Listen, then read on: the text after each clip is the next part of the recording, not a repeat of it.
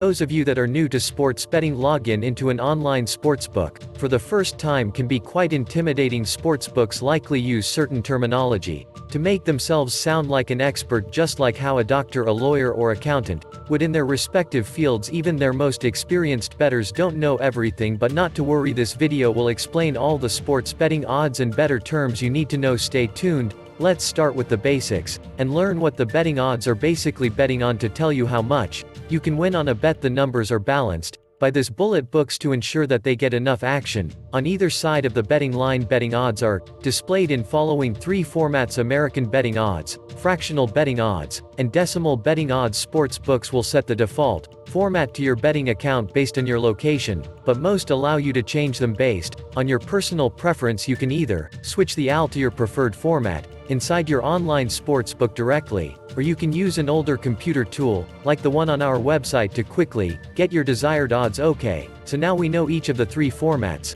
Let's look at them in more detail and understand what they mean. We'll start with American odds. Here's an example of some odds for a UFC match in the American odds format. American odds demonstrate two things: one, how much you must wager to win 100 units indicated by the negative sign, or two, how much you will win from a 100 unit wager indicated by the positive sign. Let's assume we back in $100 units to make things easy in this example. If we think Burns is going to win, then we will win $150 from a $100 bet. On the other hand, if we think Woodley is going to win, then we must wager $175 to make $100. The positive and negative numbers using the American art format make it simple to determine which competitor is favored to win. Their competitor with negative American odds is considered a favorite, while the competitor with the positive American odds is considered the underdog.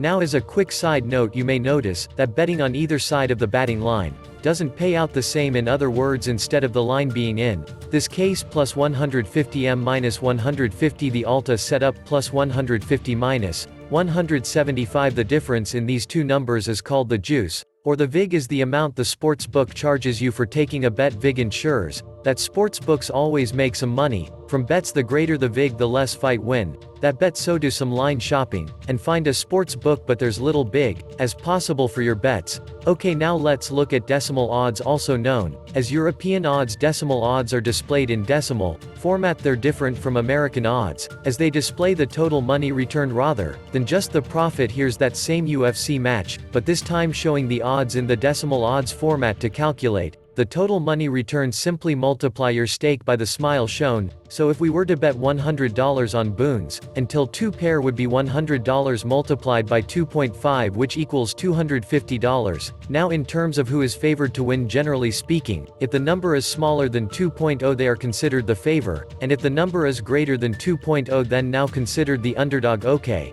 now let's take a look at fractional odds. Fractional odds make a British odds a typically written with a slash. For example, a fractional listing of 2 to 1 would mean that you would win $2 against every $1 that you wager, in addition to receiving your $1 back, i.e. the amount that you wagered. In other words, this is the ratio of the amount once the initial bet, which means that you will receive your stake in addition to the profit. So in the UFC example, if we wanted to wager $100 on pitons at 37 to 25, we would receive our $100 stake in addition to the $148 profit, resulting in a total return of $248. In terms of determining who's considered the favorite to win, just look at the numbers on either side of the fraction. Generally speaking, if the numerator is smaller than a denominator, then that competitor is considered the favorite. Likewise, if the numerator is bigger than a denominator, then that competitor is considered the underdog. Okay, so now we know what the different types of betting odds are and how to read them. Let's apply this knowledge to the main betting markets. There were three major bets available in sports markets: the Moneyline Bet, the point spread, and totals. Let's start with the Moneyline.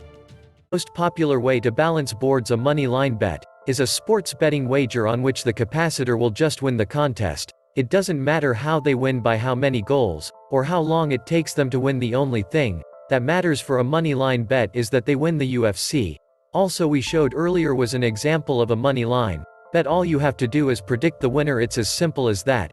Now, there are two main reasons why both professionals and casual batters both love to make money on bets. First, as already noted, they are incredibly easy to make. The chances of making a mistake with the Moneyline bet are a lot lower, and there is often a lot of value that could be found from plays that may go unnoticed. Anyone can pick a winner. From a sporting event, all that remains is deciding whether the risk is worth the reward. Secondly, and this was briefly touched on above, it's a lot easier to find value from the markets. You don't have multiple layers of complexity to sift through to see if your prediction will make you money over the long run. With some simple mathematical calculations, you can figure out whether or not there's value in the bet. Next up is the point spread, and it's the second most popular way to bet on sports. The point spread is the bookmaker's margin of victory. Between two competitors, they determine the favorite, and by how many points, before releasing the lines. More specifically, a point spread is a wager in which you bet which team is going to outperform their expected performance. The sports book will set a line based on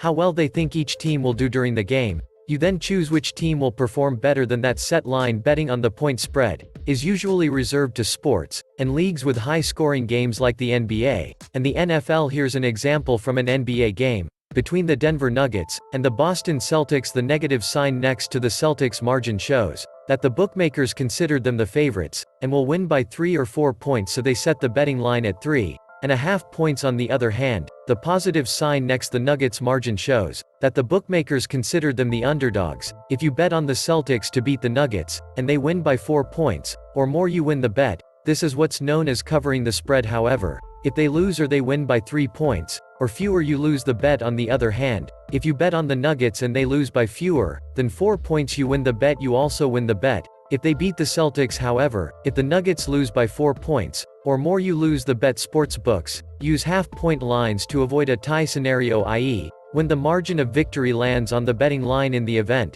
that the line is not set to half a point, and the match finishes with the margin of victory equal to the betting line, you do not win the bet, but your original stake is refunded. Finally comes totals betting, the third most popular way to bet on sports, also known as over-under betting. The totals bet is a wager on the total number of points, goals, or runs scored in a game. Now, this bet is not related to the actual result of the game, meaning that it does not matter who wins or loses. It's what makes it different from betting on the money line and the spread. It also does matter if one team scores all the points. All that matters is the total number scored. Here's an example from an NBA game between OKC and the Grizzlies. As you can see, the bet it doesn't contain the two competing teams, only the number of points. Now in this example, the sportsbooks thinks that there will be 217 points scored. As such, they drop this total down by half a point, giving you the opportunity to bet on more than 217 points being scored, the over, or 216 points and fewer, the under. As we spread betting, sports books use half-point lines in total to avoid at high scenario in the event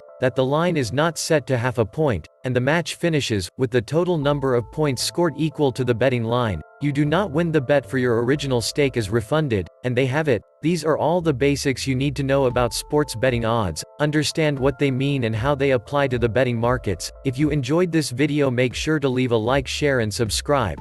And check out the playlist below for more related videos. Thanks for watching.